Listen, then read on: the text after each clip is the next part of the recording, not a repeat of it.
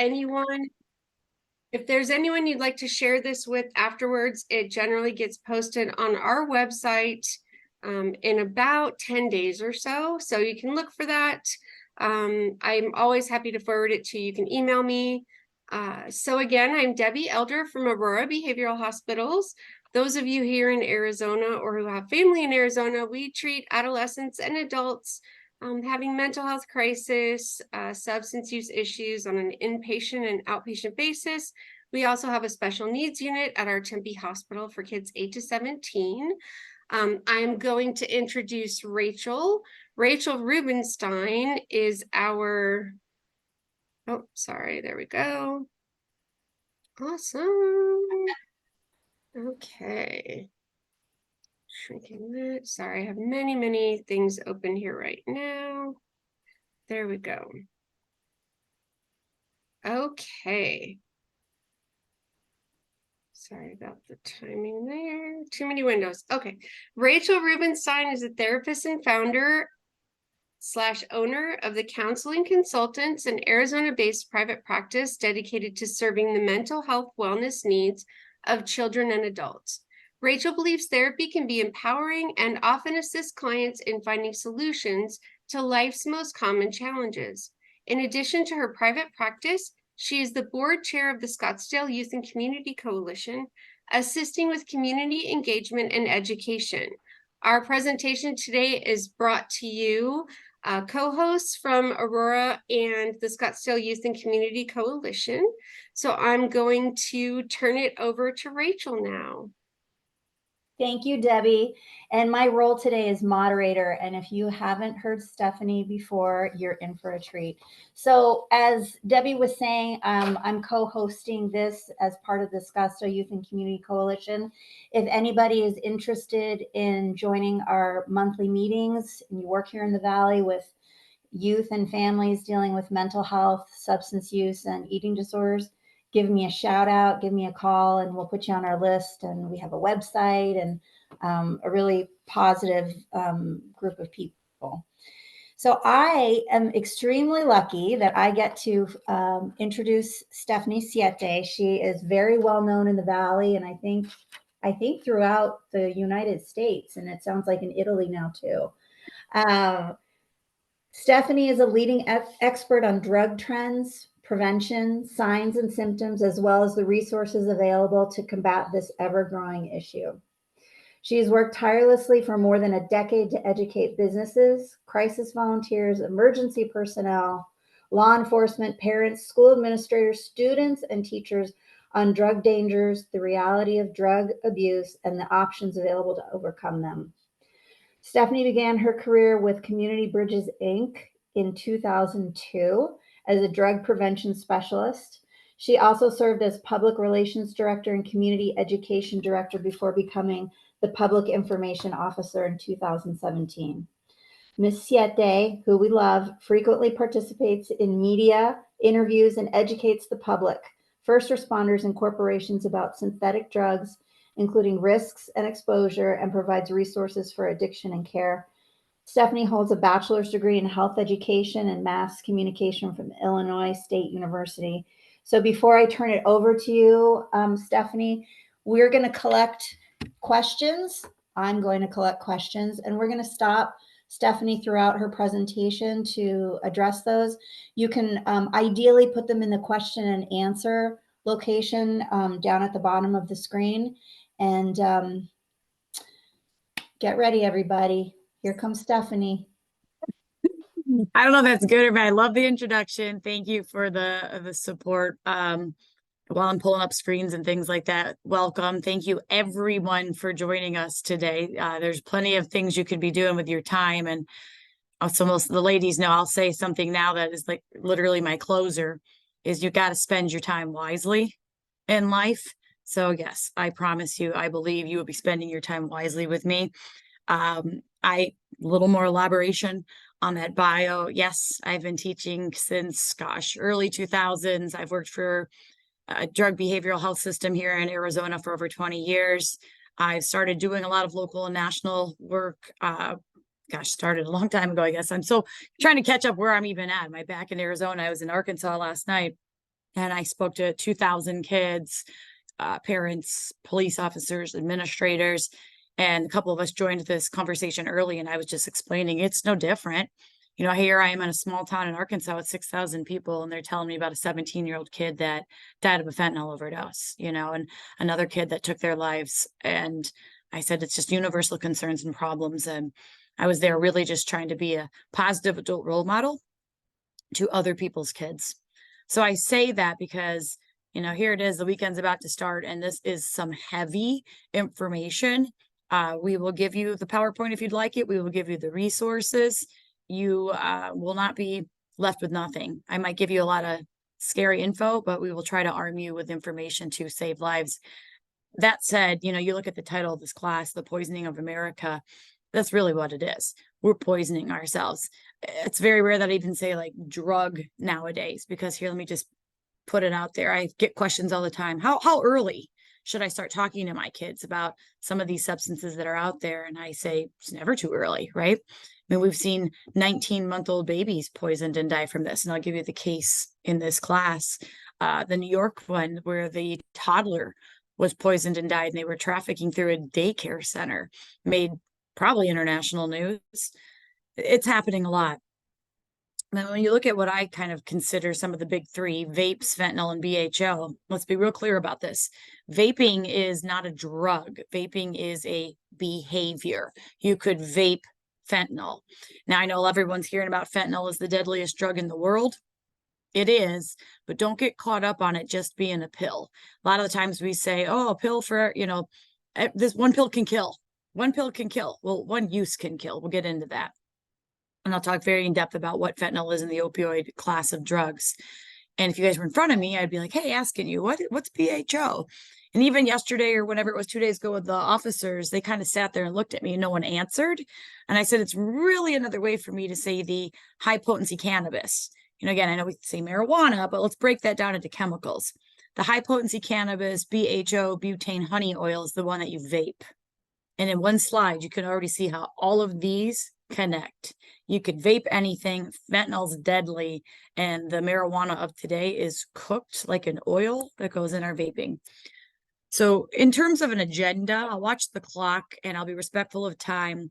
I will try to touch on all of these, but the reality is methamphetamine's even changed. It's got new recipes that, beyond what you might have seen in the show Breaking Bad with drain cleaner and battery acid, iodine, and pool acid, you're seeing stuff, and I'm no chemist, called P2P, which is phenyl 2-propanone, which can cause mental deterioration, where one might not be able to be verbal and communicate. And what we always say the opposite of addiction is, it's connection. Well, if you can't communicate, you can't connect, and that's a big fear. And then you see the ripple effect of homelessness, poverty. We'll talk a little bit about that. Nothing's plain. Please take note of that. If you're thinking about a youth, and not necessarily your own kid, but just, I don't know, maybe a nephew, maybe a neighbor. I don't have kids, but I have so many kids in my life. Nothing's plain, including even something like heroin. 70% of the heroin out there is cut with fentanyl. Vaping is the crisis with our kids. And when I say kids, I don't mean just like 13, 20-year-olds under the age of 30. It's a very young audience that is vaping, and we will get into depth about how that burns the lining of your lungs. And people are vaping nicotine, marijuana, fentanyl, any drug can be vaped, mark my words. Marijuana can be cooked, and you can see it in edibles and liquids, but it can be cooked to look like a diamond. Hence, it can look like almost crystal meth. And as opposed to going through all of these, let's just say I will take a few minutes to make sure we talk about marketing and manipulation of people, not just kids, which is kind of the obvious, right? When we go, oh, there's 15,000, you're hearing me correctly, over 15,000 flavored vapes that are out there. Orange, mango, grapefruit, OMG. Fruity Pebbles, everything is geared towards a kid. Well, confusion, manipulation, getting them lured into their product. And then the same thing kind of goes for us adults when you pursue more information. And I'll give you books and resources, shows you can watch this weekend on Netflix about Purdue Pharma and what they did to lure adults to their OxyContin product. And in my eyes, they were just like the legal cartel in America. But I think the bigger picture is nowadays, everything's synthetic or chemically altered and being pushed through social media. And we need to talk about that.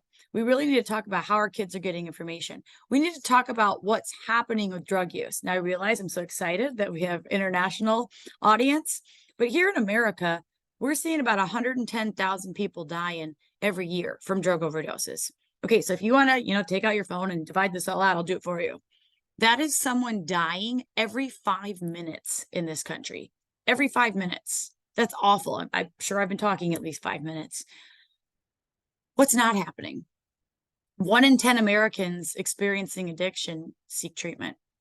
So you can see right there, 9 out of 10 aren't getting help. We need to do something about that. We need to intervene. We need to get ahead of the problem. I'm sad for all the families that are learning the hard way, losing loved ones. And I don't even want to just say kids, but they're losing loved ones. And you start to see the campaigns, right? When one pill can kill. Old school thinking, I'm going to connect all the dots for you, might be the DARE program, Just Say No. I think that also made international news. This whole war on drugs in America in the 80s was a concern when 6,100 people died in 1980 from drug overdoses. I mean, think about that. 6,100 in a year. Now we're about 110,000 people. And again, this conversation, the seminar is very timely, being early November. Some of you are familiar with Red Ribbon Week. I don't want people just to think, oh, that's that last week in October where we say don't do drugs. Let's talk about how and why and where that came to be. It was because this man was killed. Kiki Camarena, Enrique, better known Kiki Camarena, was a DEA officer out of California. He served as a fireman, police officer from San Diego up to Northern California when he, in the early 80s, was assigned to work in Mexico. And it's crazy how, like, right now, most people know, Sinaloa, they've heard of Jalisco cartels. Those are our biggest sources of drug trafficking coming through Mexico. But you go back into the 80s, they were looking more at, Florida, cocaine, the Cuban connections, Colombian connections, things that were coming that way. We weren't looking at Mexico. And Kiki got assigned and got close. He figured out that there was a lot of potential drug trafficking through Mexico. The cartel didn't like that. And in 1985, he was just going for lunch to meet his wife, and he was taken right out front of his work, threw a bag over his head, threw him in the car, and he was never seen again. I will tell you this, other than 9/11, the only other time the Mexican-American border was ever shut down was when we wanted his body back. It took almost a month, and we got it back in pieces. This poor man was taken, tortured, and murdered because he was trying to protect America from the drug problem. And the people of San Diego wanted to memorialize Kiki, so they started tying red ribbons around trees to remember him. And then it took off as a national effort, and that's why we do what we do with Red Ribbon Week. But I think it's important to remember who he was. And maybe I get really kind of passionate about this is because I do have a personal connection to it. You can kind of just tell right there who that is. That's Kiki Camarena Jr. That's Kiki's son, who I've become pretty good friends with through our work. Kiki Jr. has grown up to become a judge where he prosecutes a lot of these people. And I'll tell you a quick little story that he tells when he speaks. He said that he recalled when he was 10 years old, his dad asked him, what do you want to be when you grow up? And Kiki was like, I want to be an officer. And his dad was like, no. He said, it's way too dangerous. I don't want you going into law enforcement. And then sure enough, a year later, when he was 11, his dad was taken, tortured, and murdered. So he grew up, became a prosecutor, turned judge, and stayed involved in law, but followed his dad's wishes and did not become a police officer. That's Mika, the widow, Junior's mom. Okay, all these things. Like, I like things to make sense, right? Like, I don't want to just tell you facts. So I tell you how Red Ribbon Week started. I tell you where we are today with our Gen Z millennial population, right? 75% of them are using this thing called Snapchat. Snapchat was launched in 2011. It's really not that old. It's popular. If you're not familiar with it, you really should get familiar with it. Those young audiences are sharing over 5B, you're reading that right, 5 billion pictures. A snap is a pic every single day. We're never going to be able to monitor and keep up with what's being shared. And you're going to hear me share some sad stories that I know about. If we have time, I'd love to hear. You guys can email, text me things that'll help me elaborate on this, because I never want to sound like an exaggerator with this data. I just want to validate what's going on. Kids are sharing way too much information. Here's what I look like. Here's where I'm at. Here's the crossroad. Here's my friends. And some of these pictures, they're really going to regret sharing, which I'll talk about a little bit more. Before I do, though, keep in mind, you guys, technology was not built with kids in mind, right? Like technology can be very beneficial. When us adults use it, it's a learning curve, right? Like adult brain takes a little bit longer to learn. I always tell kids, this is why we worry about your teen brain so much, because it's a sponge. It is absorbing so much so quick. You know, you can learn a foreign language faster than we can. You're in the developmental phase of your brain. That's why you can maneuver through social media and technology better and faster than we can. But that doesn't make it all right and okay. That's why parents need to step in and intervene and set parental controls and monitors on these devices. I mean, if you've got a 10-year-old kid and a 17-year-old kid, that's a big age gap in terms of what you might want them information-wise, content-wise, to be exposed to. So common sense media, you can limit, you know, the nudity and the drugs and the violence through the app. You could even use something like Bark and you can block certain apps. I mean, I get it. Some of the times, I mean, if we're being real about this, sometimes we want our kids to have phones, just think call for help. There could be a school shooting. I mean, that's the truth. But at the same time, we don't want them having access to everything. So start thinking about that. I'm sure by the time I'm done talking, I'll really get you thinking about this, because that kid brain, that teen brain, has limited life experience. It's not a disrespect thing. It's just have a conversation with someone who's 14, right? I'm like, okay, so you have 14 years of life experience. That's how long you've lived on the planet. If someone's 20, they've lived here 20 years, 40 years, more experience. We just, as I always tell kids, want to instill with you some of the things we've learned so that you can make better decisions, form better paths of life. Now, when you put this all together with drugs, I'm not saying that this is a kid problem, this is a community problem. But if you've got someone who's 40 years of age and started smoking pot at 15 and never really got out of it, at 40, you're probably dealing with that irrational teen brain mentality. So these kids, you know, when they're really little, you know, learning to read, but then we're 9, 10, and we're reading to learn, right? 9, 10, 11. Well, now we're 13, 14, 15, and we're learning to problem solve. We're learning skills. We're learning how to apply the knowledge into place.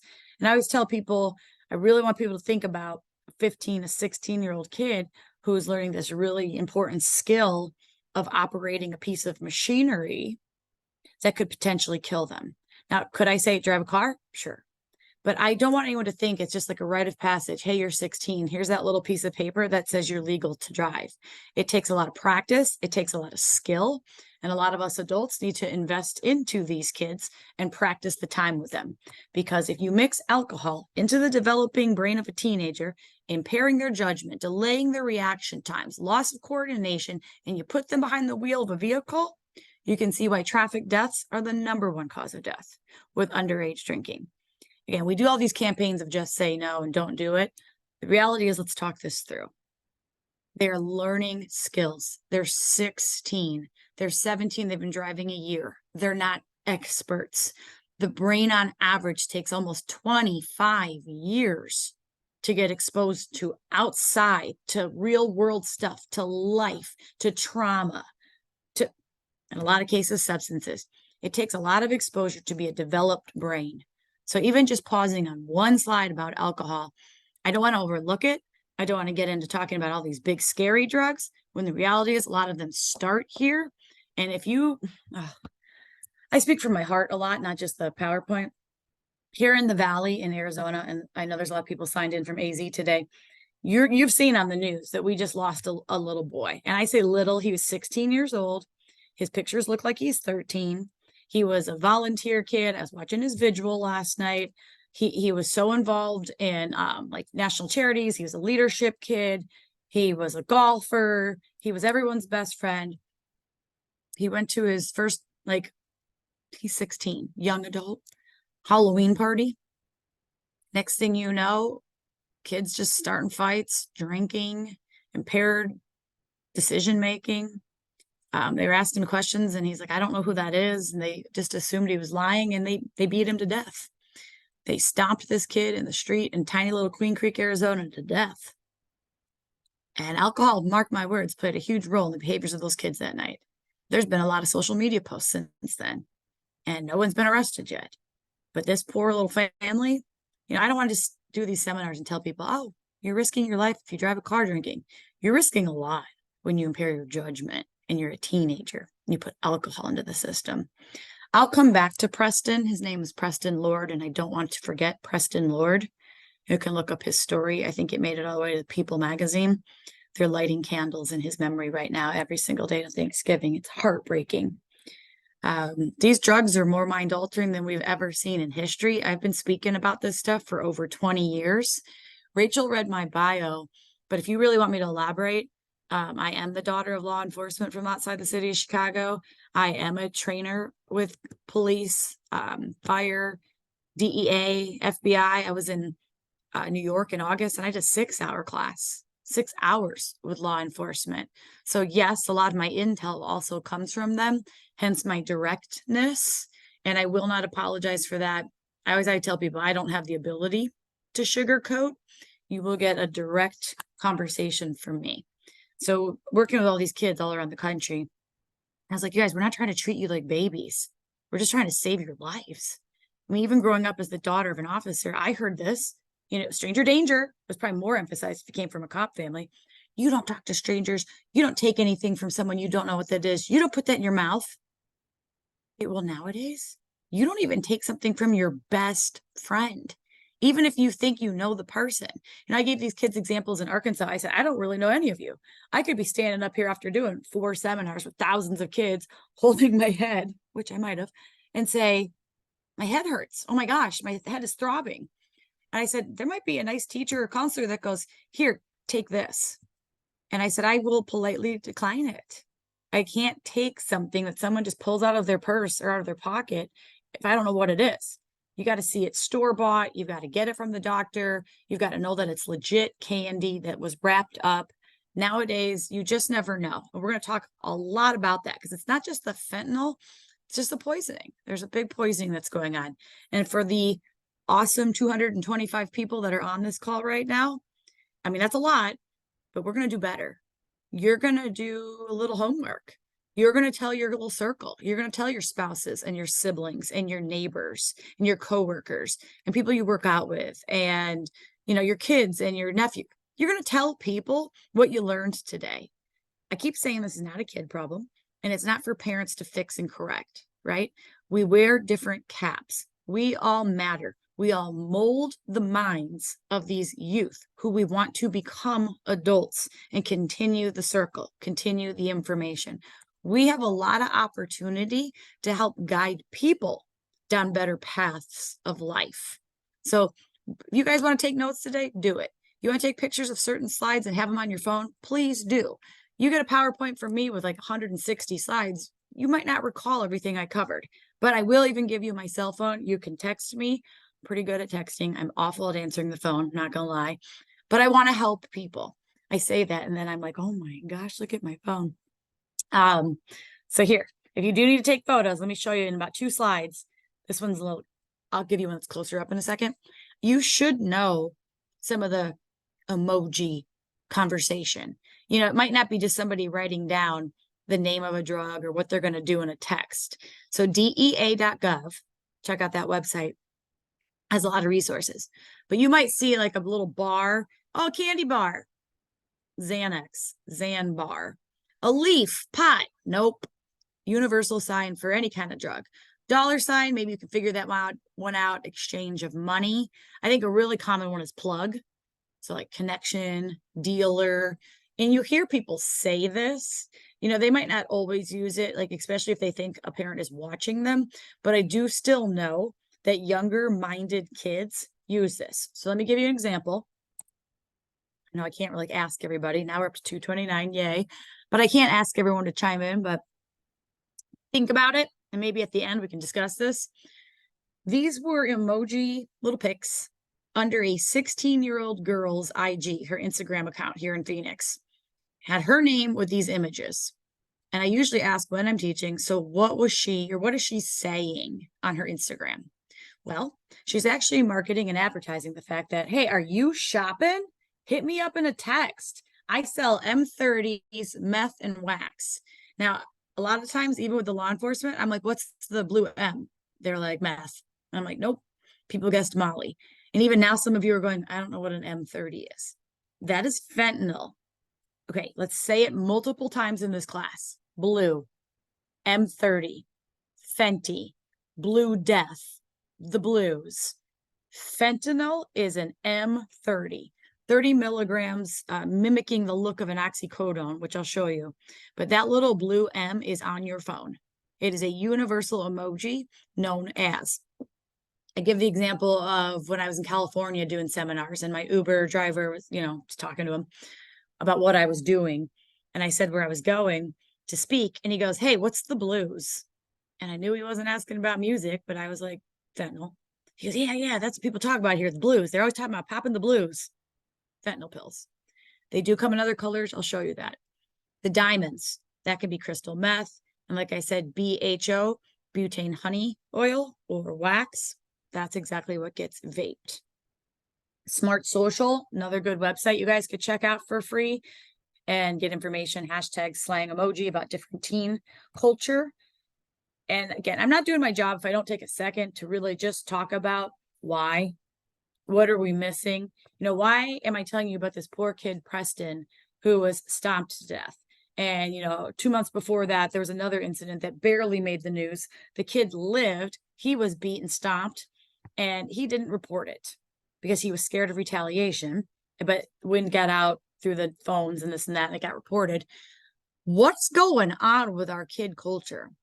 First and foremost, on a scale of 1 to 10, we got to remind kids that yes, there are going to be awful days. And some of these kids are really experiencing it. But bigger picture, we need to teach them coping mechanisms and skills to get through the challenges of life. They're being exposed to such adult culture so fast, they just can't expect it to be, a 9 and 10 every day of rainbows and unicorns. That's not the way the world works. Trauma is probably the one word answer because we're short on time in terms of why. Why would someone engage in these risky behaviors and take pills to feel, I would say feel different, because some people want to feel high or low, or better or worse. Like they want to feel something. Other modalities, other treatments. And I don't say any of these things to be funny. I really say it to be serious. Pet a dog, go for a walk, read a book, do some artwork, meditate, take a nap, get a massage, go for a jog. I mean, if I'm being honest, I ran 4 miles this morning, and the first 2 miles, I don't even remember because my brain was all over the place. We've got to start coming up with other modalities other than there's a pill for every ill. We'll talk about why America is such a target of opioids in a little bit. But yes, please, please, please, in the resources that we give today and all these things you guys go through, I'm just really looking out for these kids nowadays. We've got to intervene, ask questions, be involved in their lives. Because last year we saw the most amount of completed suicides ever in America at nearly 50,000. You guys can text TALK to 741-741. I say it, but I'll give it to you. I just want you to take note of some of the resources that are out there. You can text 98988 for more information, because right now, suicide is the 11th leading cause of death in US. One's happening every 11 minutes. Drugs is every 5. That's the 3rd leading cause of death with our youth of 15 to 24 years of age.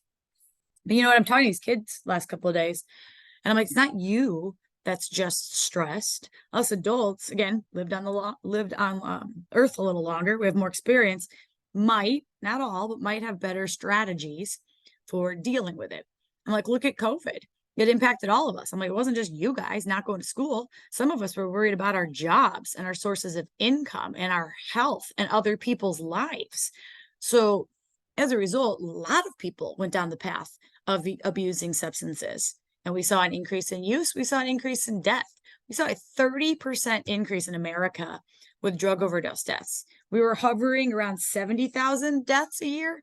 And then we spiked to over 100,000. And now you guys have seen it's around 110. This has even been raised since. I know we're starting to wrap up 2023. So more and more data is coming out. Sometimes it's provisional. So I need to edit a couple of these different slides and I'll explain them as I go through them. Let's say it now and look at it later. The number one killer with drugs in this country is opioids. And again, if you were in front of me, just like I asked my administrators the other day, my cops, I said, why? Why are opioids killing us? How are you actually dying from an opioid? And I'll tell you, the number one thing people usually shout out is overdose. Overdose doesn't mean you're dead. Overdose means you took too many. But when it comes to opioids, we'll get into this a little more later, it suppresses your breathing. You go to sleep permanently. Did you have a question, Rachel? Well, Stephanie, I wanted to, first of all, this is so interesting. A couple things. I wanted to ask if you had tips on how to talk to our kids. And then we had someone submit a scenario that their son is abusing over-the-counter cough suppressant tablets that he's ordering online called RoboTabs. He orders them on Amazon and sends them to empty houses that are for sale in our area with a fake name. He's 16 and has a job and his own money, so it's hard to control the situation. He also uses social media to have friends bring things to him. These meds are not regulated and they're killing kids. My son has overdosed on them 6 times since April and scared he will die. I'm so sorry to hear that. Thank you for reading it, Rachel. Thank you for the person that actually said this and commented. Because again, yes, talking for 20 years, there's a million different drugs we could discuss.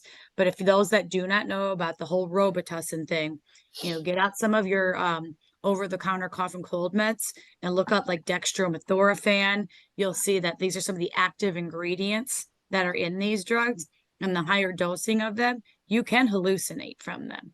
And it is what it is with technology nowadays. You could Google and ask what drugs that are legal will get me high, what cough medicines will get me high, and they can be deadly. And it's interesting that this child is buying them off the internet. A lot of stores. Now this is going to make sense to you guys. You go to Target, you go to CVS, and you're like, why does it say see the pharmacist to purchase? Or why is it an empty box on the shelf, right? And you have to go request it. It's because they got smart. This stuff was being stolen off of shelves and kids were getting high from it. So yes, you can hallucinate from it. If we're talking under age of 18, let's speak in general terms, guys, because I'm sure this is a lot of questions for everybody. Do everything you can to help a teenager. Get them counseling, get them treatment, tough love. I mean, if it really comes down to it and you're moving schools and getting them different out of their environment, sometimes that's the hardest thing to do. But once these kids turn 18, they can check themselves in and out of treatment if you take them and drop them off. I know it is draining financially, emotionally, but yeah, it does even start with little things like cough and cold meds that are causing hallucinations.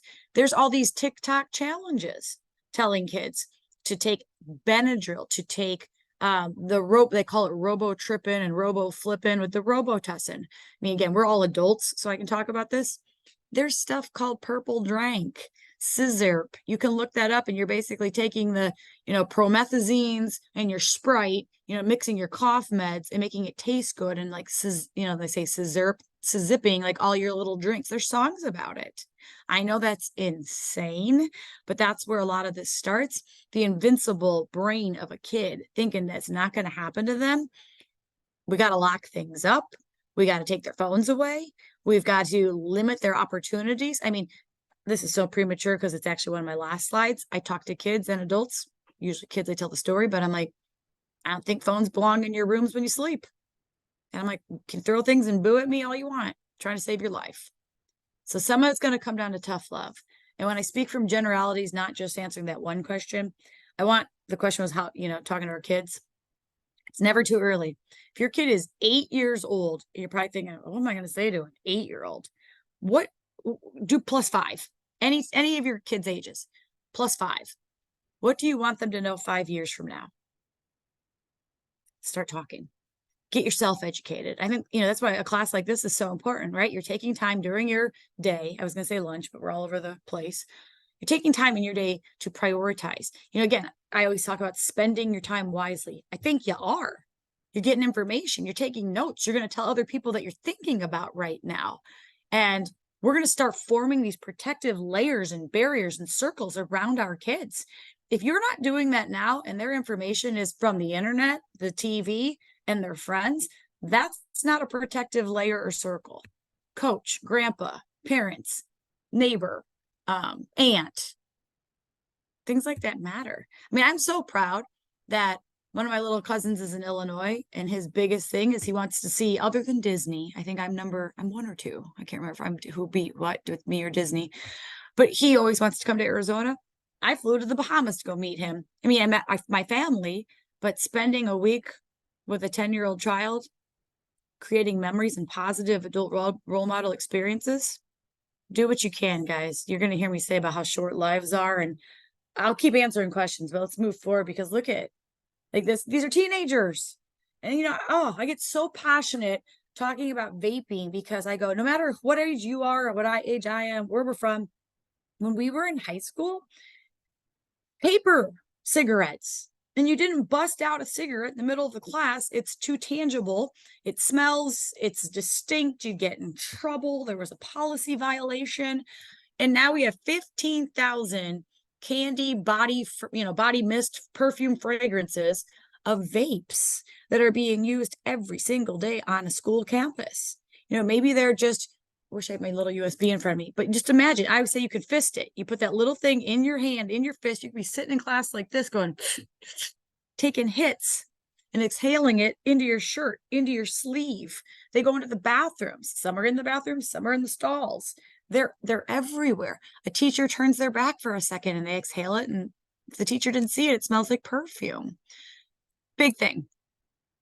I first out of college was doing tobacco education classes, right? Again, over 20 years ago, dating myself.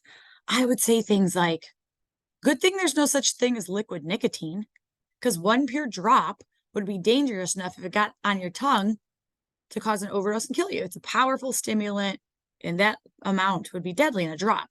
And now it's the #1 seller with our kids. It's burning the lining of our lungs. And again, I try to speak such simplicity. So let's just imagine, you know, tonight you want to breathe better, so you get out the humidifier. You want the water to create moisture so you can breathe. So you heat the water so you can get the moisture, so you can inhale it. The vape works the same way. You've got to heat that liquid nicotine, vape juice, oil to over 400 degrees. So now it's a vapor that you can inhale into your lungs. At some point, those oils recool, resolidify, leaving little traps and drips in the lungs, causing deep burn marks. And that's why you're seeing some of these pictures here with ventilators, and we'll talk about lung transplants of kids in a minute. The stuff can blow up because it heats up. So now just imagine the little plastic particles shooting in your eyes. You lose your vision, blowing apart your teeth. We're going to look at images of that stuff. And as impressed as I am that my little dogs have not said one word yet, I think about them all the time in terms of poisoning. I love people and kids, but God help anybody that brings some of this vape garbage in a bag over to my house and sets it down, and my dog gets into it, eats it, and dies. It's happening to toddlers too. I will show you what's going on in this country with toxic levels of nicotine. And then just keep in mind, if it's the last thing kids are doing before they go to bed, then they're doing it at school, then they come home, and it's the last thing they do before they go to sleep. I mean, they'll say, I put it in my nightstand, pass out. Nicotine dependency. We're now seeing a teen culture of full-blown addicts dependent on nicotine. Take note, take a picture. One might take a hit or a rip from a Juul, but Juul, I'll show you, has lots of competitors. Elf bars and Puff bars are pretty popular. You might exhale a cloud of vape cartridges and vape pens, ENDS, electronic nicotine delivery systems, and you drip sometimes into your pods, Sorens. These are just some of the words. Second column's more about marijuana, how it can be cooked down to an oil and look like honey butter wax. It's very concentrated. If any of you are taking notes and you write 710, it's kind of the new 420. 420, very associated with marijuana. But if you write down 710 and then flip it upside down, it spells oil. So you can kind of see there's an association there with the new marijuana concentrate that you could vape. And yes, it could be cooked down to a diamond. Let's look at a few photos. This is a 25-year-old kid on a ventilator from vaping, less than a year. Can't breathe, needs help with his oxygen levels. Here's a 17-year-old kid on a ventilator, can't breathe. Started vaping in 8th grade, rapid heart rate, nausea, vomiting, chills. This is not what we want as an outcome for anyone. And when I say we never really saw this kind of stuff as outcomes when we were younger with paper cigarettes, I'll tell you right now, kids are not afraid to ask questions. And I get a lot of the times, well, what's better, cigarettes or vapes? And I always tell people, I will not condone either. However, what smoking took decades to do, heart disease, emphysema, lung cancer, took decades to do, vaping's doing it in as little as months and years. And I think the big takeaway, even with all of us on this call, breathing matters. All of our breathing matters. If you were gifted, blessed to be born with healthy organs, in this case, lungs, do everything you can to take care of them. I do see there's a question, which I'll call on in a second, but let me kind of run through a few more slides to put this all together. ENDS, electronic nicotine delivery systems. If you really break it down, it's almost being honest with you. It's electronically delivering nicotine to your respiratory system. Cilia, little hair-like structures that protect your lungs. A common easy one is what? Our nose hairs, right? They serve a purpose. They keep out particle and debris. You have this protective lining of your lungs. However, if you're a vapor or a smoker, now you burn off the cilia, you burn the protective lining of the lungs, and you are more susceptible to getting sick. Key words that we've been trained to learn in the last few years. I've said it, and I'm showing it, but I just want everyone to look at this. Line 3. Oil droplets may be left over when the liquid cools back down. So you might have this big cloud vapor. And again, there's so much, guys. Believe me, I've cut slides. I cut my 6-hour class down to like an hour 15, but I'll talk it out. Diacetyl. Diacetyl is a buttery flavoring approved by the FDA to eat, but it wasn't tested for burn, for heat. And diacetyl is this flavor found in a lot of berry flavors of the vapes. Can cause a deep irritation, inflammation, and burn in the lungs. How bad can it get? Here's an example of a 16-year-old kid who ended up having a double lung transplant. Think about that. At 16, he's destroyed his lungs from vaping. And this is a good, smart kid who says, I'm a track star. I'm going to quit vaping in August, right? Because track starts, and I know we start running then. So I'm going to quit vaping. He already did the damage. They had to go into his chest, cut out both of his lungs, and replace them with strangers. And like I tell kids all the time, someone else probably had to die in order to save you. Is that what you want? Like I said, I don't hold back with these kids. I want them to understand that now you don't have the lungs you were born with. You might not even know that transplant surgery can fail and reject because you're a kid and you don't know that. I have a friend here in Arizona. I saw some of you from Gilbert, Arizona. My friend Dante is from Gilbert, Arizona. He might be 20 now. But when he was 18, did some significant damage to his lungs, vaping strawberry kiwi flavored vapes that he was tempted to use by a girl. And as his short story is, she went home. He went to Phoenix Children's Hospital for 4 weeks. And they didn't have answers for him. All they kept saying was they needed his lungs to clear. They had him on machines. And they basically told him if he ended up having a double lung transplant, he should know that his life expectancy would drop to 5 years.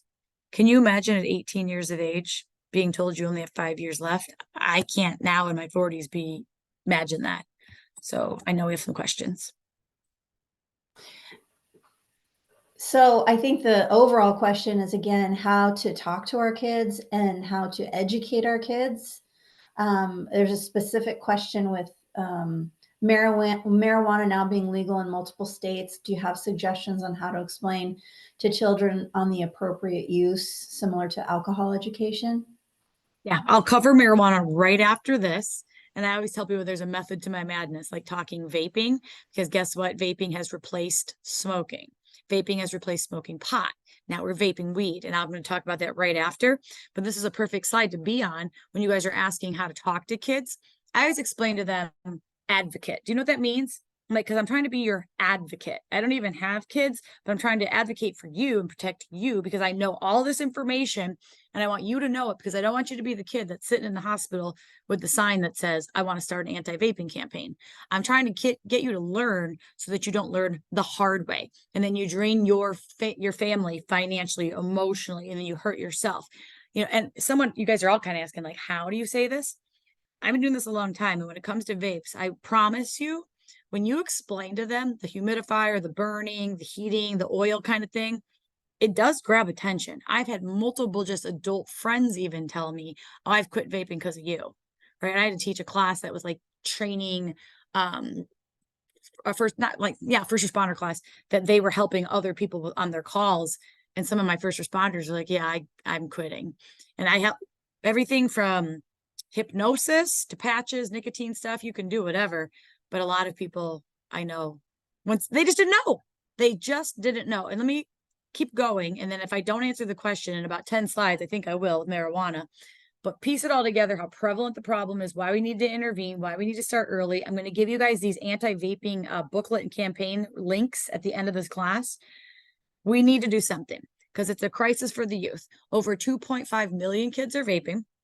85% of them started it. Why? Because it tastes good. This will make you all mad, as it should. I mean, it basically shows you what it's not.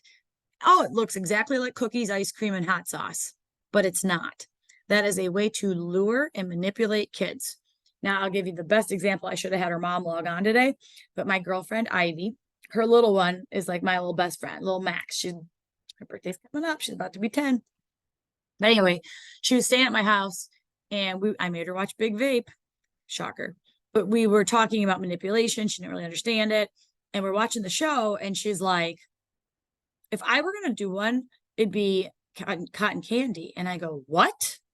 She goes, well, no. I'm not ever going to do it. She's like, but the cotton candy. And I go, Max, I know what you're trying to say. I go, that's the word you couldn't explain. Manipulation.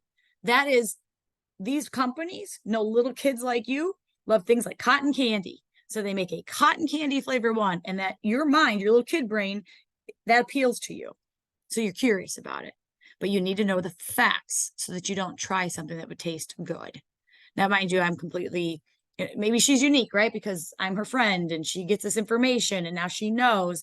But we got to start treating kids not like babies and just tell them straight up facts about this stuff. And I always tell them ripple effect. How awful would you feel if you poisoned your little brother, your little cousin? You know, kids, pets, toddlers get poisoned by this stuff. It's toxic. 7,000 kids were poisoned in a year. 88% of them were under the age of 5. This stuff is fatal. It can be fatal in 20 to 100 milligrams. Cigarette can be 30 milligrams. And again, I always tell people, my shameless plug right here for my children. These are my kids, Bricks and Ivy. Again, so impressed that they're being quiet right now. I'd be devastated if they were poisoned. And there's a reason I put them in my presentation a lot of times, because I know 70% of American households have pets. And we usually love and care for them. Like, they're top of a priority list. So if that's another creative way to get through to someone about who else will be impacted, who else could be poisoned, and just surrounding them with things that matter, sometimes that works. Because there's been a lot of marketing and manipulation. And look at this, just that first line should tick you off like it ticks me off. 2009, we passed the Family Smoking Prevention and Control Act, right? We ban flavored cigarettes with the potential for, it's got this potential for targeting kids and the appeal to youth. So you're telling me no paper flavored cigarettes, yet 6 years later, Juul hits the market and says, we're this new electronic cig with a lot of flavors, but we're marketing adults. BS. Juul came out, they look like USB drives, all these cute little flavor pods. Everyone goes, oh, get rid of Juul. That won't matter. Look at all Juul's friends and cousins. There are now so many products identical, and they don't even look like, they look like electronics, USB. They've faced so many lawsuits, it's not even funny, because they are lying. The group PAVE, Parents Against Vaping and E-Cigs, I'll give you all their information, was founded because on the East Coast, way back when, you'd have Juul going into schools saying that they were a safe alternative to cigs. And then when kids are telling their parents, proactive parents got involved, and this is one organization that stepped up and intervened. So when you look at marketing of our kids, YouTube, social media, influencers. Oh my gosh, Google and look up this kid named Donnie Smokes. He's some 20-year-old influencer making millions of dollars talking about vaping and showing like little fruity shapes that come out of his mouth. Kids follow that stuff. Full circle. This is why we've got to limit and monitor what they see on social media. You want to show them real marketing? Show them this. Show them that one pod is equivalent to a pack of cigarettes worth of nicotine in your body. That's addiction. You guys check out parentsagainst.vaping.org, free webinars, seminars. I joined them a long time ago. Get so much information. Quick warning about graphic photos. This stuff can blow up, can shoot out your teeth, blow apart pieces in your hands. Plastic particles can shoot in your eyes, can lose your vision. This kid was lucky. He had on his glasses at the time of the incident. He did suffer still second-degree burns to his face, but his eyes were protected. This guy, not so much. Lost an eyeball. Guy lost 7 teeth. Ripped a hole straight through his tongue from vaping. When you ask how, show kids this kind of stuff too. There's some vanity to everybody. And I'm sorry, but these are not things that you would want to happen. You guys want more information? Broken is a show on Netflix. Couple thoughts here. Take a picture. Broken, you can watch episode 2, and it's called Big Vape. There's so much to talk about when it comes to Big Vape that about 4 weeks ago, they elaborated, followed up on this. Now there's a show just called Big Vape on Netflix, and it's 4 episodes. That's the one I made the kids watch. You really want to hear the history of Juul and realize that I'm not exaggerating?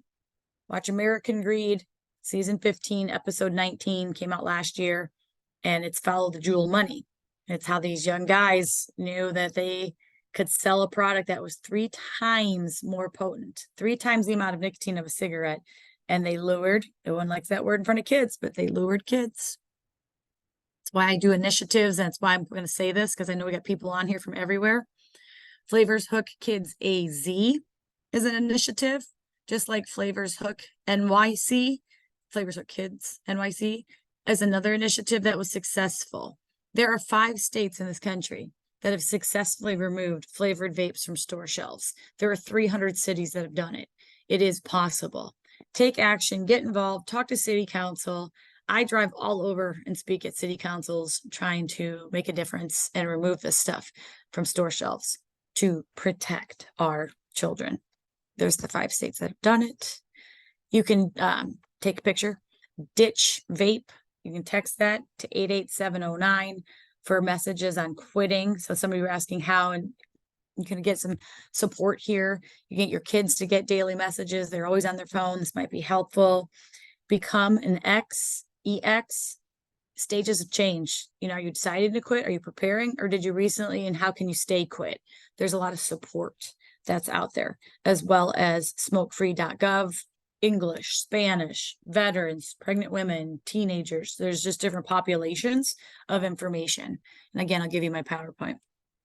The reason I speak so much about vaping is because I'm going to tie this to marijuana, THC, CBD, all the chemicals. You have got misinformation out there. I have kids tell me all the time, vaping's better. I'm like, how so? Well, it's flavors. I'm like, so when you burn your lungs with flavors, it's better. Well, no. Well, it's flavors and it's, you know, it's not smoke, but it's an oil that you heat, that droplets. I mean, they don't know this. You almost just got to explain to them what it is. Oh, it's cheaper. I'm like, so it's easier, faster, cheaper to burn yourself? And then when you show them, like, you guys could Google, don't just take me for, you know, don't just think I'm just showing you one story. Look up all these things that are happening to lungs. Oh, I'm glad I'm talking so much, right? Look up, this was in the news. I think I came home yesterday, so Wednesday. And I taught Thursday with administrators, and this lady was shaking her head. I go, you read the article, didn't you? And she goes, yep. Now, I saw it in People magazine, but I'm sure it pops up everywhere. A 30-something-year-old kid was saved. You're not hearing me say this wrong. He was a vapor for 10 years. He destroyed his lungs, and everything was so bad. I think he had pneumonia or something like that. And they're like, he's not going to make it. He survived. They kept his heart beating by stabilizing it when they replaced his lungs temporarily with double D breast implants. Sounds silly, but it held the heart in place and pumped the blood until he could get moved up on the list. And now he's just an advocate for like not vaping, and he can't believe he did it. And when he looks at what he was doing, how dangerous it was, look up the story. Guarantee it'll pop up. There's always stuff happening in the world of all these chemicals. So as I said, vaping has replaced smoking. You get into marijuana, you're going to see oil bases, you're going to see food, liquids, crystals. But let's talk about what's going on with high potency cannabis. So this would be the concentrates, the oil base. Promise you, mark my words, that even a lot of pro marijuana smokers will say that the oil and the cannabis is the most concerning. The concentrates, the stronger, is what's doing the damage. We go back to kid brain, right? We want them to adult. They want to adult. They want to grow up and be in charge and make decisions. And I'm like, well, the things that you're learning in the brain, it's happening when you're young, you better keep it clean and healthy and focused so you can learn information, maintain, memorize things, obtain skills, be able to problem solve. You have your coordination and focus, what have you. But if you start using substances, alcohol, marijuana, vapes, the list goes on and on, you impact that brain's ability to form these connections and develop and grow into a healthy young adult. I try to explain to them all the time and giving them examples of how this THC, tetrahydrocannabinol, is the psychoactive ingredient, right? Without THC, you don't get high, but THC is in marijuana.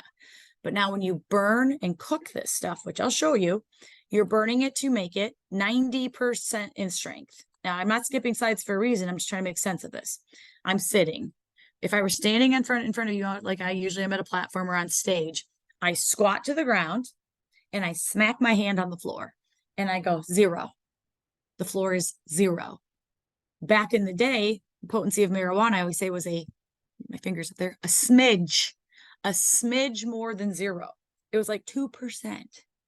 That's why you smoked a joint. People giggled and laughed. It didn't really do a lot to them. But we don't live back in the day. And we can't have all these, parents like, oh, back in my day when I did it, it's okay. I'm so over. It's just what? You can't tell me it's just a cigarette. It's just marijuana. It's just a vape. Every decade, they're trying to say it's just this. We're getting worse every year. The marijuana potency went from that smidge, almost 90% in the vape, in the oil, in the concentrate. And that's why I told you, even pro marijuana smokers who see an increase in the concentrate to like a 20 to 30% are like, yeah, that concentrate's real potent, real strong. You'll see it tied to things like psychotic breaks. BHO, remember? Butane honey oil. We're cooking this stuff. This marijuana potency increases the likelihood of more risks and outcomes, right? By no means do I sit here and say anything about a guarantee. There's no guarantees in life. But potentially now we could see violent outbursts, panic attacks, hallucinations, paranoia. The BHO, the butane, you cook it to get it to be an oil. The internet can even show you how to do it. Now just imagine you're playing on your phone, 5 easy steps. I got a pan at home. I can take my leafy green marijuana, put it in a glass tube with a coffee filter, drop some butane and cook. But a lot of the times they don't explain there's a potential that this stuff blows up. And if we had time, I'd go through all the videos that shows you all of this stuff. But what I do like to explain sometimes maybe to, say, a college age kid, I will advocate for you, teenagers, trying to help you grow and evolve. Now you're 18, 19 years old and you're living in your first off-campus apartment. For yourself and speak up. There's a lab below you. Heat rises. Like something seems weird, illegal. Speak up. Report it. Get help. Don't turn a blind eye. Ever. Synthetic means man-made or chemically altered. So our marijuana is cooked, our meth is cooked, all of these substances. Now let's be clear about this. And I know this is a lot to obtain, you guys, but CBD, cannabidiol, you're not getting high. Non-psychoactive. There are no highs. Trick trivia. THC levels have been on the rise for decades. CBD levels are not moving. You can see that over decades. That's why CBD is sometimes used in adults, keyword adults, to assist with anxiety, help someone sleep, calm them, maybe pain management, reduce seizures. Now, this isn't to say that kids don't have seizures. Maybe there's a 15-year-old kid who's suffering from seizures. So he might be an asterisk, a unique situation. But I just don't want this to be like one of those little cards that's like, hey, everybody, it's legal. Legal doesn't mean safe. So I hope I'm elaborating on the question that somebody asked about, talking to kids. I purposely challenged myself one year to be an instructor, an adjunct professor at a college, community college, just so I could be in the environment of teenagers. Well, I guess they were teenagers, 18 and 19-year-olds, right? And adults. But I wanted to learn like what their thoughts were about marijuana. So we challenged each other's brains, right? And I tried to just explain to them developmental stuff. I'll even talk to you about what marijuana does to an adult brain in a minute. But I was just trying to talk to them about the evolution, right? Like how drugs have become more potent, if you will. These things are synthetic now. It's not natural sources from a plant. And now even vaping alone is a dangerous behavior. And then not even knowing what you're getting and the strength and what it might do. So here, let me show you a couple things. Eating it. That is candy. Hasn't that say it looks like candy? It's candy. That's Nerds Rope candy. That's 400 milligrams of THC. Now, again, if you guys are in front of me, I'm asking, what's a medicinal dose of THC? People guess, raise their hands. It's usually under 5 milligrams. As you can see from a chart, 1 to 2.5 milligrams might be a new user, a first timer, just trying to get some focus and clarity. Maybe, here in that 5 to 15 milligram range. You might be a more seasoned person, but keep in mind, it's still pair coordination, altered perception. Might help with sleep. Let's just go into the middle. Yeah, now we're seeing that coordination, altered perception. It's almost like drinking and driving. And then 50 milligrams and up in a use is the opposite of the intention, with stomach pain, nausea, and rapid heart rate. That's 400 milligrams right there. That's an overdose and a wrapper waiting to happen. That's why it says tear it and share it at the top of the label. Well, who's going to see that? And tell me some 5-year-old might not put that in their mouth, 8-year-old, 15-year-old. Poisoning waiting to happen with these products. 3,000 kids were accidentally poisoned in a year with edibles. Kellogg's and Hershey's sued, as you can see why. Upper right-hand corner, that Karma candy, play on the words caramel. Serving sizes too. You can see clear as day, it says 101 milligrams. So you have to cut it in half to get 101 milligrams of THC. And a 48-year-old man, husband and father of 3 boys in Denver, Colorado in 2014, ate that. Told his wife, it's now legal. I'm doing it in the safety of my own home. It's not like I'm at a bar drinking where I'd be driving home. I'm going to use this. She still called 911. She said, my husband is acting crazy. I know it's legal, but he ate some medical marijuana or something. She's like, it's candy. And he's talking about death and dying. He's totally hallucinating. We have 3 sons watching their father behave like this. I'm worried. We have a family gun in the safe. Is there anything you can do to help us? The call ends 11 minutes in when he takes that family gun and shoots her in the head in front of those boys. Here we are again. Back to trauma. Mom is buried. Dad's going to prison for 30 years. These 3 boys' lives completely changed. Now it impacts them for the rest of their life based on the trauma that they witnessed. Dad speaks out from prison 3 years after the fact in 2017 and basically says it was an unintended high, right? He had used marijuana before, but this is not a type of marijuana that he'd ever used before that would ever make him feel like he's gotten this high. And before I take your question, Rachel, I'll just show you, make my point. You don't know what you're getting in a vape. You have no idea. I'm telling you guys, TikTok is cute sometimes. And then there's videos on there that are things like Delta 8, Weed Light. Weed Light is a safe alternative to Delta 9. You guys, I could do a whole class just talking chemicals on this. But my point is, I'm trying to show you the big ones. I'm trying to show you that a lot of the stuff is unregulated, not tested, hasn't been evaluated. We're dealing with the teen brain, and we can't just think that it's just marijuana and it's just a vape. We don't live back then. You got to deal with what's going on now. And right before that question, I just want to put this up there for us adults to think about our adult brain. I know as we age, I'm like, yay, all the things I need to do to anti-age and feel good about myself. I've had more surgeries in the last few years than I care to count. Overuse of marijuana is now linked to complications in our surgeries tied to death. Common sense. Lack of oxygen, blood clotting. You know, it's not just something we're pushing with our kids. It is not the healthiest behavior to be a vapor or a smoker of anything.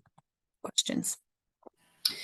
Someone wanted to clarify anything above 5 milligrams of THC is not medicinal marijuana, and is it too high for patients? 5 milligrams of THC. 5 milligrams can be high for somebody, can be a high dosing. And again, I don't write these scripts. A lot of these dispensers are unregulated. It's a matter of like who gave this to you for what. But I do know through friends even who've quote unquote overdosed on this stuff because they misread it or mistook the dosing on this. So it's kind of like, you know, I always tell people I learn a lot about anatomy from even just my dogs, right? Based on their weight, how much medication can they have? So Rachel and Debbie and I were talking off camera about everything from CBD to hydrocodone in our dogs, right? And that is also just based on individual genetics and body weight. My little Ivy's on hydrocodone for her coughing. So yeah, that's the other concern. You don't share this stuff. Every dose is different.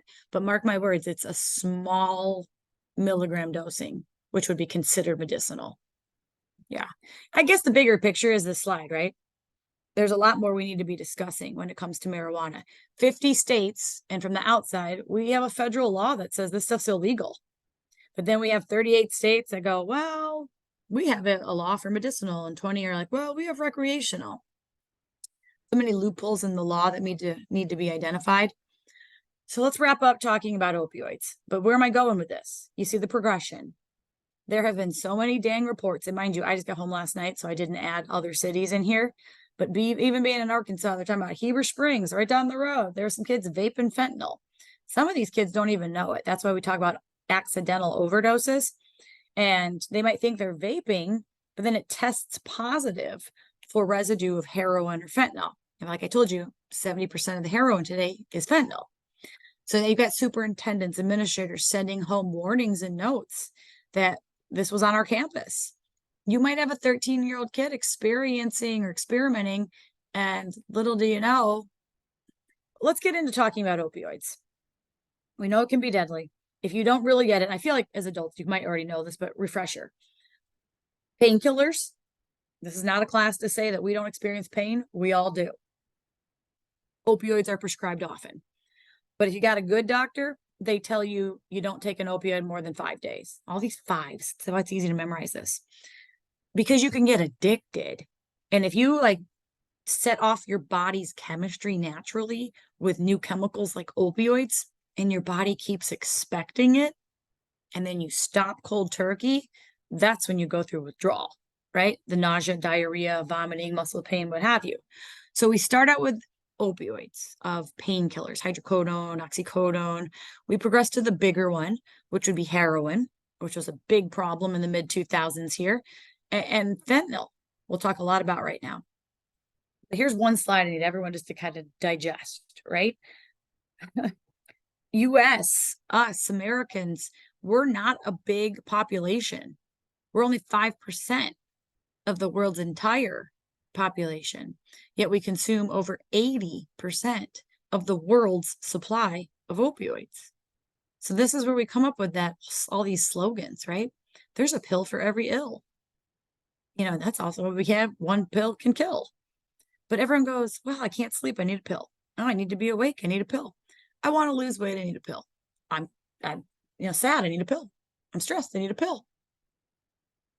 Here's where again, you already know I don't have a filter. We got to learn to suck it up, toughen up, come up with other thoughts, process, modalities. I don't even like taking Advil regularly because I don't want to be dependent on it. And maybe it's because I'm an educated person. We got to start this conversation with kids early. We can't be modeling behavior and put it all together. American culture needs to shift because we, especially where I'm at, Arizona, our next door neighbors are the Sinaloa cartel, just a few hours from here. And there are cartel members in Arizona.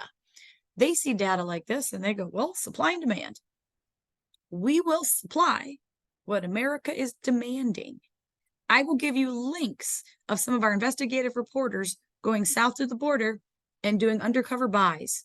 One of my friends was given 48 hours to make a buy. He was done in 8 minutes. This stuff is everywhere, and you'll get me explaining to you and talking to you about fentanyl in a second. How about a quick preview or review of how we got there, right? Like, opioid crisis didn't happen overnight. A lot of you in healthcare are already shaking your heads. You're like, oh yeah, I remember this. At one point, we're looking at pain as a vital statistic, which doesn't make sense at all because you're able to take someone's heart rate, measure, their oxygen levels, get their temperature on them, but then you got to measure pain. And again, most people know, not trying to be funny, but this was the assessment and charting for pain. 1 through 10, sad face to smiley face. How happy are you or are you not? Right? How are you feeling today? Someone that's seeking pain medication, someone that's an addict would easily be like, oh, awful. I'm feeling like a 10. They're going to get their pain medicine. American Medical Association intervened in 2016 and said, this is not a vital sign. It's a symptom. But you know what? I have to tell you, if you look at this little chart here about the opioid, waves, it starts in 99, but let's rewind to 96. 1996, Purdue Pharma does it. They introduce OxyContin to the market. We are the new opioid that is less than 1% addictive. We are new to the market, and they saturate the healthcare systems, the doctor's offices. They send these new trained little pharmaceutical techs out to talk to docs and say, look at our little fancy label. They got a label made from the FDA. FDA's not shady, but there was one person there that they got after they groomed him and paid him. They got Curtis Wright to write them a label that said we are less than 1% addictive. And then after they got those magic letters, those magic words, Curtis went and worked for them at Purdue Pharma. I'll give you the show to watch this. Within 3 years of being on the market, there's already enough data to say that prescription opioid overdose deaths are on the rise. They have enough data in a few years to go, what the heck is happening in this country? If you rewind, some of you recall the problem on the streets. People were getting so sick, right? Because you build up a tolerance to this. You might have taken your 10 milligram pill from Purdue Pharma, and they would say, oh, well, if you start to experience pain, just double your dose. Well, your dose, 10, 20 milligrams now. Oh, if it keeps feeling bad, just double up again, 40 milligrams. This went on all the way up to 80 to 160 milligrams. 160 milligrams on the street. This stuff was going for $1 per milligram. $1 per milligram. No one's affording that on the street, right? Hence pharmacy robberies, people desperate, stealing from loved ones, doing all kinds of criminal activity to get the money to get these drugs. When they quickly figured out they could also use heroin. And I'm going to show you how popular heroin became. I'm going to show you how heroin looks like a pill. I'm going to show you that heroin was Time Magazine's photo of the year in 2016, but they were cheaper to use heroin than the pills. That would be wave 2. And where are we with wave 3 right now? Fentanyl. So I will leave a few minutes at the end of here to answer some questions because I want to emphasize, I think we're actually approaching wave 4, which is past fentanyl. But a lot of the times, people who stop using, whether they don't have the money, they're trying to quit, they go through hell. Nausea, diarrhea, vomiting, muscle pain, bone pain, tremors, and shakes. And they got to be strong. They got to be strong to go through this awful pain that could last weeks and months so that they can auto adjust, get the chemicals out of their bodies. But you know what? A lot of people aren't strong enough to do it, so they keep using to be well, right? It's why best to never start, as I tell the youth, then you wouldn't have to go through this. But if you're going through this and you just keep using, at some point you'll probably go to sleep permanently. Who are these people that created the OxyContin? I will always do my job and explain. Their last names are Sackler. The Sackler family, one of the richest families in America, $13 billion plus, didn't want their name on their OxyContin. They knew exactly what they were doing. They came up with a medical company name and they did not have their name on the product. Instead, they had so much money, they bought all these artifacts, they bought museums, and that's where the Sackler name was. People quickly figured out, shame on you, Sackler. In protest, they showed up, threw down their bodies and pills because you had killed millions of Americans. Sacklers are now paying $6 billion in settlements, but they're still producing their medication. You can still go get your oxycodone if you like. It's crazy. The good thing is, in recent weeks, they tried to file bankruptcy and a judge declined that and said, we're not setting precedent with companies like yours. Take a minute, write it down, take a picture. By far, one of my most favorite shows I've ever seen, and I watch a lot of stuff. I watch way too many drug shows, but this is the one I like. I'll give you my cell phone. Text me and tell me what you think after you watch this. And I want to know if someone already did. I want you to comment to me here in a minute or at the end of class. Dope Sick. You can get Hulu for as little as $8 a month. It's only 8 episodes. Michael Keaton won an award. Everything I'm explaining to you is Michael Keaton's one of the East Coast doctors that gets targeted, marketed, manipulated, and, lured by the pharmaceutical companies and starts putting out the medication and is watching his patients get addicted and die. It's an eye opener. The DEA, it's about the arrests. It's such a good show. Some of you have probably seen this one because it's on right now on Netflix. It just came out August 10th. You can see there's a show called Painkiller. It's more of the Hollywood version. Matthew Broderick plays Richard Sackler, and it basically shows all the young pharmaceutical techs driving their little Porsche and Mercedes, selling these legal heroin pills, if you will. Another good one to look at. If you're a reader, sorry I took the slide out, but Empire of Pain.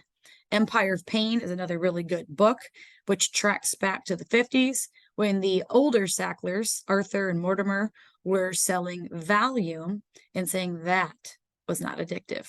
They were publishing it in fake names and fake quotes because they owned all the publishing companies. So no one fact checked them back then.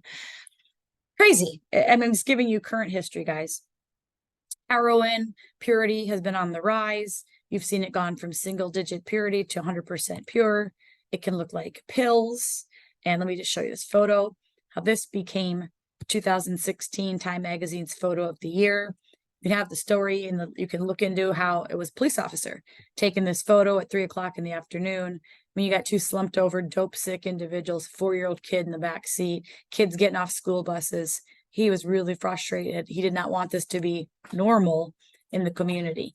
And before I take Rachel's question, I just really want you to absorb. Heroin is strong. Heroin can be pills. That's dope sick overdose. Someone saved your life because they naloxone Narcaned you up the nose. And you think that's bad? The last little part of this class, and we'll take a question, just understand that fentanyl is 50 times stronger than that in a dose like this. Go ahead, Rachel. So, question, why has the FDA not repealed the use of Sackler's drugs? Providing money to families of victims is wonderful, but does not feel like the government has done enough. 100%. Number one question I get from adults. I feel like this just stirs the pot, right? Gets us frustrated and ticked off. But I hope it also kind of encourages us, like, talk to me. Like, I don't even know who asked that, but stay friends with me. What can we do together? Because there are certain people like me and you that want to be proactive and find a way. Because yeah, money doesn't do it. Money doesn't buy it. Here, I'll give my, it's not me, but I'll give a little promotion for anyone that's in Arizona. Tuesday night is the 14th. We are doing a fentanyl forum in Avondale. And it's Maricopa County Attorney's Office, ER doc, police officer, and me sitting on a panel. And it's actually this Sunday morning. Even though I'm not a morning person, I'll get up for it because my job matters. It's awful. I I love having the opportunity to do media because it gets more attention, but I hate what I have to do. I'm going to do a live segment with parents of a dead kid, right? It's county attorney's office and me, Sunday morning, 7:30 on channel 3 if you guys want to watch, or CBS 5. And we're talking about this. So no, there's not enough being done. I 100% agree. I wish there was more that we could do. And I think there is. You know, once I even get into explaining to you Trank, which is a fentanyl combo, emerging drug threat, meaning it got all the way up to the White House and they have to do a quick response because of what it's doing to America. What's it doing? It's killing little ones. Here comes a family from France. Oh, let's rent an Airbnb in pretty little Florida. They put down their 19-month-old baby. An hour later, the baby's foaming at the mouth and died of a fentanyl toxicity. They didn't properly clean the place. Little babies dying, toddlers at daycare centers in New York because people think it's okay to traffic this stuff.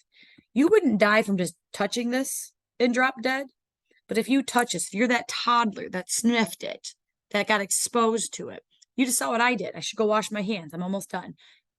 Wash your hands. Don't touch things, touch your nose, touch your contacts, eat your food. You know, that's why I explain to kids too, poisonings are happening. All this stuff we talk about with fentanyl, it should elicit the same concern as a school shooting. Seriously. That's how deadly this is. And if you don't believe me, 2022 was a completed year. So we know there was 50.6 million fentanyl pills seized in this country. That makes 379 million doses, enough to kill every American. 10,000 pounds of powder. I just showed you what micrograms would do, right? I looked this up to make sure that I was accurate with you guys. A few years ago, it was 4 out of 10. Then we got into 7 out of 10. We are now at, so we got to 6 out of 10. As of last week, 7 out of 10 pills. 7 out of 10 pills out there contain enough fentanyl to kill somebody. You do not know what you're getting on the streets. You should not be touching any of this stuff. 2023 is not done, right? We still got to get through November and December. 62.4 million pills already seized, 9,700 pounds of fentanyl already seized in this country. And sorry for all the Arizonans on this call, we're number one. What I mean is 51.4% of all the fentanyl coming into this country goes through the state of Arizona first. California is second at 46.3, but the reality is there's poisoning happening. That's why here in Arizona, a pill can go for as little as $1. There's a reason I opened up class and showed you M30s, blue pills. There you go. That's a real check of an M30 blue pill. But keep in mind, it can be any color, powders. It can look like chalk, Skittles, sweet tarts. This stuff is everywhere. Speckles. Write it down, take a picture. Poisoned is a show you can watch on ABC. America's Fentanyl Crisis. There's a lot of resources and things out there. And I said I would close with a story and about how I don't think kids should have phones in their rooms, right? This kid, 17 years of age here in Mesa, Arizona, was playing on his phone at 1:30 in the morning. We should be sleeping. We should all be asleep. He's awake. He's tempted because he's got the phone in his room. So he's going on to Snapchat. He requests from his new friend, he doesn't know who the new friend is, a Percocet. He's so bold as to say he wants his Percocet delivered to his house. And as I say to the kids, that's not his house. That's his parents' house. And all of us adults, probably most of us, would be terrified to open our door to a stranger at 3 a.m. in the darkness. This kid's not. He opens the door. He takes the Percocet. It's not. It's tainted. 7 out of 10. 7 out of 10 pills.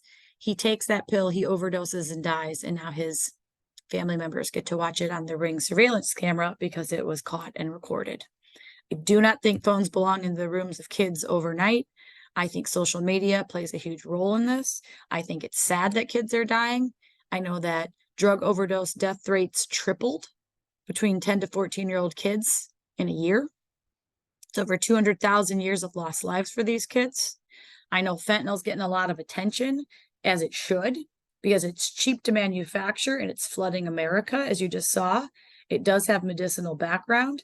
It's been used in hospice. But as I always tell people, this is like end-of-life care. You're in extreme pain if they're giving you fentanyl or a surgery, right? But it's, keyword, it's managed.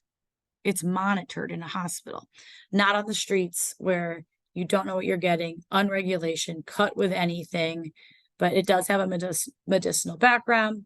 And like I said, Blue Devils, Blues, M30s. Fentanyl is not the only fentanyl. Take a look at this last few slides here, and you'll see in the pie chart, fentanyl's the bigger piece of the pie, but you got acrofentanil, furofentanil, carfentanil, U47700. Look that one up. It's known as pink. There's been recent reports in Yavapai County in Arizona. It's like 10 years now.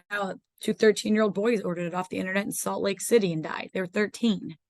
So I know this is overwhelming. Last drug we'll really talk is this one. Fentanyl, xylazine. Please look up Tranq, Tranq. Tranq is the combination of this animal tranquilizer. 23% of the powders of fentanyl last year seized had the xylazine, and 7% of the pills. Now, mind you, a lot of this stuff was being noted before the pandemic, but the pandemic overtook the news. So there is a lot of stuff that we let go, didn't investigate, didn't really look into toxicology in the reports. There are other forms of fentanyl, is what I'm trying to explain to you guys. Narcan and naloxone, amazing. Naloxone is the drug. Narcan is the brand name. Almost works like Flonase, right? You can spray this up your nose.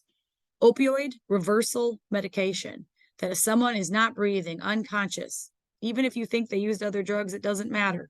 Get this up their nose and then get them immediate emergency assistance because they still need help. It's only going to be good for an hour or 90 minutes with this stuff. It's why it's available everywhere. It's why the FDA has approved it for anyone to carry. You know, here in Arizona, it's free at libraries.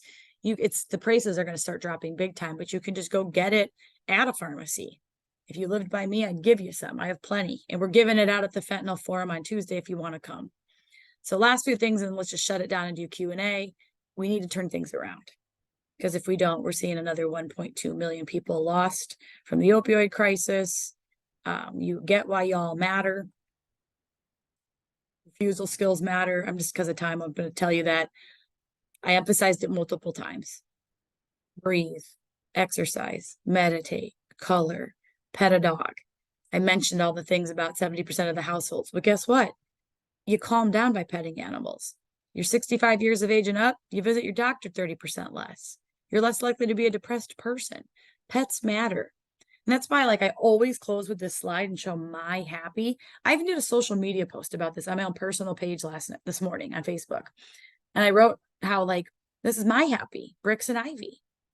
People got to find their own happy, like things that matter to them, that they love. So it helps, like, reduce the risks that they take in their lives. They've got to have us, right? Of other people that care and love them, that intervene and ask questions. But even just whatever matters to them might help guide them down better paths of life. And Rachel and Debbie, they all know I do this all the time because I care. It's not to fill time. I've got plenty of other things that I'm sure you do too that we could be getting done. But my goal is to make sure you learn something new, because this thing we call life is a total precious gift and we need to spend our time wisely. So I'm going to take questions, but I just want to show you as I'm sliding through here. If you want the PowerPoint, you can see there's a lot of intervention guides, vaping tools, talk kits, fentanyl guides, websites, and resources. And I'll pause for a minute if anyone wants to write it down or take a picture of my email or cell phone. I'm available. This is the work I do everywhere and anywhere, and it matters to me. It matters, and I'm hoping if you guys can even put feedback in the chat, even if you don't want to say anything on the camera.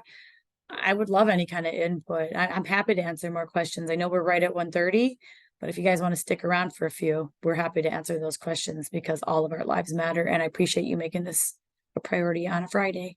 Thank you. Stephanie, thank you so much. As you said, we're right at 1:30, so we know that many of you have to leave, but we'll stick around for a few more minutes. There's quite a few comments of thank you and very informative. For those of you who do have to leave, thank you, Stephanie, on behalf of Aurora Behavioral Health and the Scottsdale Youth and Community Coalition. I'm going to look through the chat and see. There was a question that, oops, where did the chat go? There was a question. I'm looking at it too. Yeah, about how naloxone, how does it help with these? I don't remember what the drug was, but it was like xylazine or something, or Oh, with the xylazine, with the trank. So Yeah, that's how does it make fentanyl, excuse me, more deadly, deadlier. I think is what it said. Yeah, I just saw it at the exact same time too. So NIDA, the National Institute of Drug Abuse, did a study on it, and they basically said it expedites the lack of breathing, right? Like it expedites the lack of oxygen flow that the brain tells the body to do. So like xylazine alone will suppress the breathing, but if you mix it with heroin or fentanyl, NIDA did a study, and it just shows that it increases the potency. And those that are still on here, I would also look up again because of time nitazines, Nitazenes, nitazines, subclass of opioids that is 10 to 40 times stronger than fentanyl. And there's new information coming out. There's been deaths reported since before the pandemic. It's been primarily an East Coast thing, but we're starting to see it out here as well.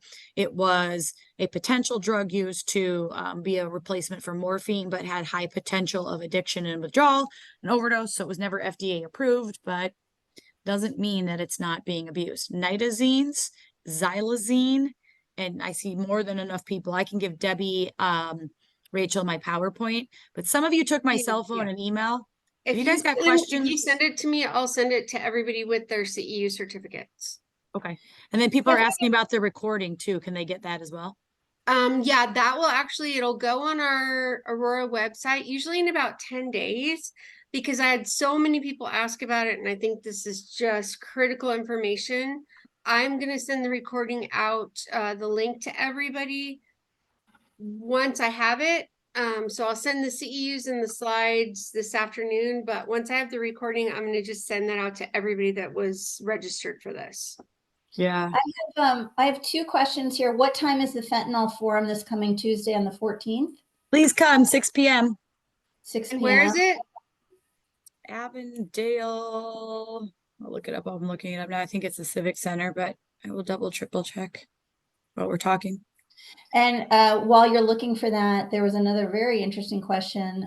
Is there an inpatient option for treatment of vaping? I wish there was because we need it. Where would someone go for that? Would they go to? I would call Banner, like I would some of your bigger healthcare systems and ask, because I do know that there are some like specific like diversion type, and I don't know what they're doing for treatment, but I know that there's ongoing 6-week type programs and what have you. Okay, so let me pull this up because there was a press release on it. So we have our community forum on fentanyl coming to Avondale, host a community event. Fighting Fentanyl Together Community Forum starts at 6 p.m. at the Avondale Council Chambers, 11495 West Civic Center Drive. Awesome. 6 p.m. And for those of you still on here, 158 of you, come to it. We're giving out free Narcan, naloxone for attendees. You know what I mean? Because you'll have it with you to help save lives. Stephanie, I have two more questions. Someone asked what social media platforms are primarily used to sell drugs to teens. Snapchat, TikTok, there's a lot of them, but then there's the deep web too. Like I'm just telling you the ones that you and I could access, but if you go like onion layer, next layer down, dark deep web, there's a lot of that stuff through Reddit. There's a lot of stuff that we're never going to use. And then someone wanted to know, is there going to be a Zoom option for the training in Avondale for those that are out of town or not able to make it? I will find out. They'll probably record it. I'm watching some of these pop up. I'm just going to say thank you to Sandra, who says she's blessing my pets, but how informative this was. But also just to say, anyone that's like saying all the comments, I can do more of these. And I think one thing that's good about the pandemic is we all learned how to Zoom, so we can do online. And I mean, I don't mind traveling as well either, but there's a lot that we can do. So I think people are starting to realize that this talk was not just for their careers. It's so much more and personal. So hopefully we continue the conversation. I appreciate all the questions too, because